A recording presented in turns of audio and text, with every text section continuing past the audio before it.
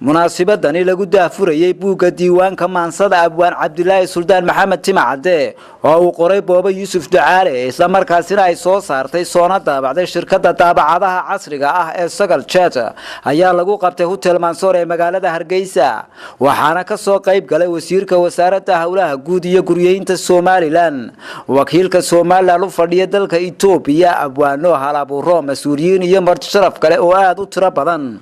ugu horeyn waxa halkaasi ka hadlay Saacad Cabdi Daahir oo ku hadlayay afka shirkadda Sagal Chat ee iyadu buuggani soo bandhigtay waan ogahay in kun qof oo inaga mido Booba Yuusuf Ducaale oo kala la heli karo hasa ahaatee caqabada ugu weyn ee jirtay waxay ahayd qofkii wax qori karayay halkuu ku qoraa yaa u daabaca sidee loo soo bandhigaa waxa soo dhow waxa ka jawaabtay Sagal Chat qof kasto wax qurux badan haya waxaan idin ballan qaadanayaa inaan dibadda keeno kaalana qayb qaadanay aan umada ogeysiino waxa quruxda badan aad qortay Booba Yuusuf Ducaale oo isagu soo ururiyay taariikhtii iyo suugaantii Allah ha u naxariistay abwaan Cabdilaahi Suldaan Maxamed Timacade intii u dhaxaysay sanadihii 1920 ilaa 1973 ayaa halkaasi ka hadlay isla markaasina ka sheekeeyay kuna dheeraaday taariikhdii wanaagsaneed ee uu lahaa abwaan Timacade Cabdilaahi وكي على يدين شيء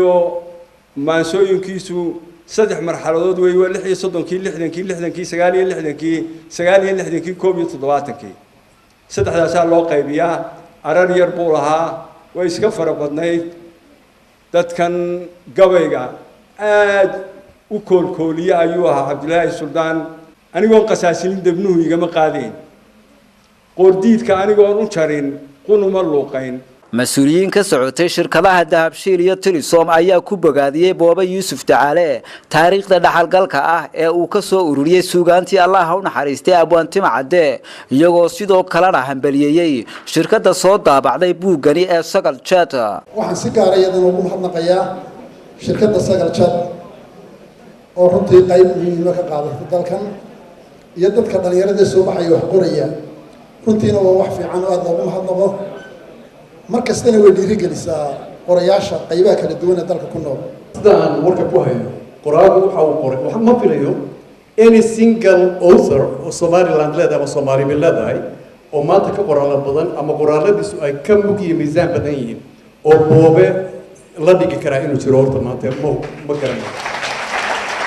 Cabdi Yuusuf Ducaale oo qoraaga qoray ee taariikhda laga warramay waa maanta dee waa qoraayada ama qoraaga شمع قرالك جمهورية الصومال سيدا وحويا قراءة أي كهرجينه أما إن يجيب كتبان تطبع الصومال لأن تاريخ ليه يوم درس الصومال لأن تاريخ ليه جولة